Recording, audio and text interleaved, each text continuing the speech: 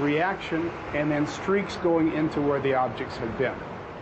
The NASA answer is a reasonable one because it does happen. They said that they were ice particles that were close to the shuttle, and there are ice particles close to the shuttle frequently. And they said that the attitude adjuster rockets went off, and the exhaust from those rockets then blew those ice particles away, and that's what happened. That can happen. And to someone just casually looking at the video, if that's all you do, then it probably seems like a reasonable explanation. I went far beyond that, though, because I took the video and I took the position locations as functions of time, and I made graphs, and I made a very careful scientific study of how the objects reacted and how they moved, in how the flashes would interact with that. And basically, bottom line, I developed what I consider 5 fairly significant and strong proofs that the objects could not have been ice particles. The film produced during mission STS-48 is not the only one of its kind in NASA archives. Countless numbers of strange objects have been filmed from the time of the Mercury program in the early 1960s to recent shuttle flights. In July 1969, the day before the first astronauts landed on the moon, the crew of Apollo 11 filmed 2 odd lights, which were later rationalized as reflections off the windows of the Lunar Excursion Module. I can't say for sure that they were hiding information in this case. I do suspect that NASA has been involved with UFOs, and it really would seem reasonable to me that if they are involved with UFOs, that they would tend to cover it up. UFOs are very interesting objects, and it's not really a matter of whether the government is covering up UFO information. They are. It's a matter of court record that the government has documents that deal with UFOs, and they are classified. So there are those documents that exist, and so quite possibly NASA has some too. I cannot say for sure that they are specifically involved in the STS-48 as a cover-up, but I do have confidence in my study. And I think that I can establish fairly well that these were actually spacecraft of some kind, not ice particles. I've spoken to many astronauts. The majority of them, I believe, have not in fact seen UFOs, and they become distressed when a lot of reports have been attributed to them. But there certainly have been a number of unexplained reports. For example, James McDivitt told me that he was puzzled by an object that he saw in one of the Gemini flights. And I've had letters from other astronauts saying they've been puzzled by certain things, some of which have been explained. I think all the so-called smoking gun, I don't know if you're familiar with the smoking gun, the shuttle footage, I'm totally unconvinced. I think that nearly all those pictures show ice crystals being blown away by the directional thrusters on the shuttle. That's my own opinion, so I think that's all nonsense about those things. If the idea that NASA would release all this stuff openly every day to the public is ridiculous if they were actual UFOs. They don't look like UFOs, they don't behave like UFOs, and they're not UFOs in my opinion. NASA has released a number of documents which, in fact, I've published in Beyond Top Secret, which is the revised and updated edition of Above Top Secret, and I published quite a lot of information also in Above Top Secret, my first book, which is now out of print. And quite clearly that indicates a serious involvement on the part of NASA. NASA itself classifies a lot of information at confidential, secret, top secret, and above top secret. We know that. I know that from their physical security handbook. And I'm quite sure that a lot of material by NASA is being withheld. In Canada, the UFO matter was never really assigned to civil authorities as it was in the States. The only significant episode dates back to the early 1950s. Wilbert Smith, an engineer working for the Federal Department of Transport, undertook an initiative of his own, with the support of his superiors, to study all of the UFO reports collected by the Department of National Defense and Transport Canada. Smith was hoping to draw valuable scientific information from these reports.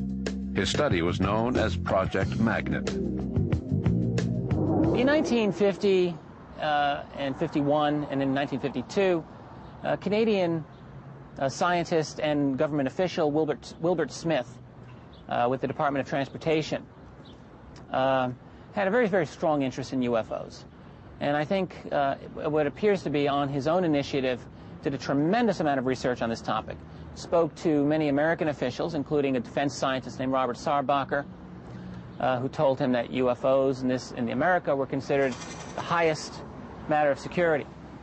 Wilbert Smith also became very close with Donald Keyhoe, who organized NICAP several years later. Wilbert Smith was able to get approval for something known as Project Magnet, which occurred in Canada. And this was a study that would attempt to measure the appearance of UFOs by setting up instrumentation that would detect them through electromagnetic means.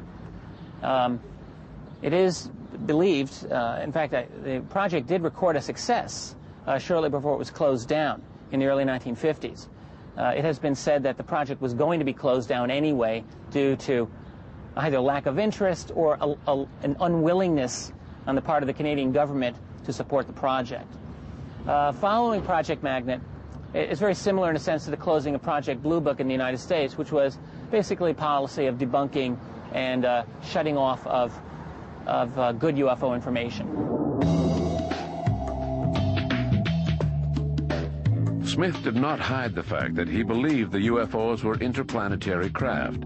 So in anticipation of Smith's conclusions, the Department of Transport withdrew its support in 1954. He was told to cease all activities related to Project Magnet. Smith ended his study and submitted his conclusions. As expected, the engineer wrote that the phenomenon was definitely extraterrestrial in nature.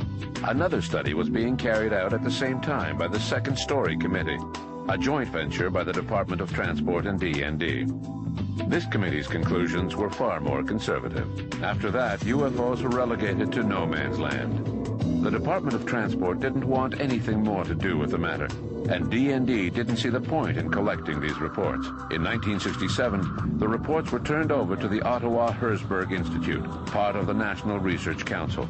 But their primary interest in the reports had nothing to do with UFOs. The Herzberg Institute was the center for geophysical studies, in particular many astronomy studies. A number of individuals there, particularly Dr. Peter Millman, was studying how meteor observations can lead to the discovery of the meteorites themselves on the ground. To do that, he got the cooperation of the Royal Canadian Mounted Police to collect reports of unusual lights in the sky, reports of UFOs in some cases, and take the reports from the RCMP to the National Research Council, which was the repository in the Herzberg Institute. These reports were then examined to see if they were in fact possible reports of a fireball or meteor that may have landed on the Earth for possible recovery by the geophysicists themselves, in which case it would be very important scientifically. If they were not considered to be meteors, they were considered non-meteoric.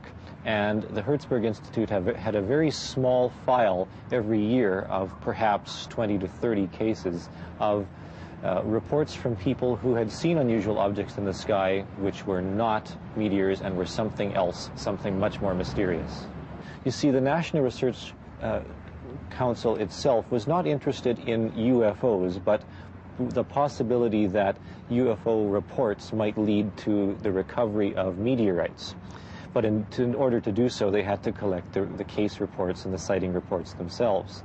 So every year, the file accumulated larger and larger and was transferred at the end of each year to the National Archives of Canada. And these files of UFO reports can be seen today by anyone who wishes to do so at the National Archives. Gathering of information is basically left up to the discretion of federal, provincial, and municipal police forces. Whenever a complaint is filed by a Canadian citizen, a police officer is sent to investigate the matter. Most officers just smile to themselves when they find out that it's an alleged UFO sighting. To them, it just means more paperwork to be done, extra work for them to do, and they don't consider it much fun. They investigate the matter anyways, but only because they have to, since a complaint was lodged. Of course, in the best of scenarios, the police officers would arrive at the scene and see the UFO still there, making them witnesses to the incident as well. This did in fact happen in St. Hyacinth 5-6 years ago.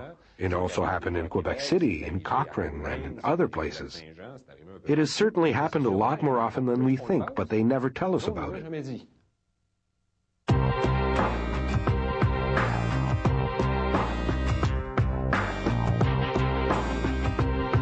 On November 7th, 1990, dozens of people, including local police officers and national RCMP agents, saw a bright object hovering over the Bonaventure Hotel in Montreal. The round object, which was surrounded by an amber light, stayed visible for hours before disappearing into a thick cloud covering. 2 years later, Richard Haynes, a senior research scientist working with the Space Human Factors Office of the NASA Ames Research Center, produced a report concluding that the object was indeed a physical apparition and not simply a reflection or the aurora borealis. According to Haynes, the object was flying at an altitude of 3,500 to 9,000 feet. After analyzing a photo taken by a local journalist, Marcel Laroche, as well as weather conditions at the time of the sighting, it was concluded that the unidentified flying object was approximately 1,783 feet across, the length of 5 football fields. The incident is still unclassified. Several police officers witnessed the UFO over the Bonaventure Hotel. But do any special procedures exist for reporting this type of incident? Si on parle de procédure en vertu des objets volants non identifiés, elle n'est pas différente que n'importe quel genre d'événement qu'on vit chez nous de façon quotidienne. If you're asking me whether we have specific procedures for reporting unidentified flying objects, then the answer is no. They are reported the same way as anything else that happens each day. If a person sees something suspicious in the sky, or something that has just landed on the ground or in the water, then we open a calling card and gather information. Our telecommunications agent then assigns a police vehicle to the case, and the vehicle is dispatched to investigate the incident. These officers are my eyes and ears. The men or women who check into the incident report back to me and the telecommunications agent that assigned the case. We depend on the skills and judgment of the officers who investigate the scene and prepare a preliminary report. They meet with witnesses and verify any evidence that is submitted. They then make a decision based on those elements. Their job is to gather and relay the facts, and then we decide what action to take based on those facts. Sometimes we send forensic specialists, or if it seems to be a case of a genuine UFO, we send support staff to secure the area or assist with the investigation. Soit faire un périmètre ou encore personnel de support d'enquête ou d'identification. Obviously, in the event that the incident poses a threat to national security, police forces have mechanisms in place for passing on information. In the case of the UFO over the Bonaventure Hotel, the Air Force was called. Unfortunately, with nothing showing on their radar screens, officers at the Trenton military base in Ontario, who were responsible for the safety of Eastern Canada, did not feel that it was necessary to send up fighter jets. If they had done so, the incident may have turned out differently. If we see that a case is not well founded, we don't bother contacting the RCMP or the Canadian Forces. They have a lot of better things to do with their time, and so do we, for that matter. If a case is genuine, then yes, we have an agency, or rather, I should say an office called the Territory Surveillance Bureau. They are the ones with the official connection to the Canadian Forces and the RCMP. If we see that there is something worth further investigation, a national security concern, then the Territory Surveillance Bureau goes into action. It advises the RCMP or the Canadian Forces.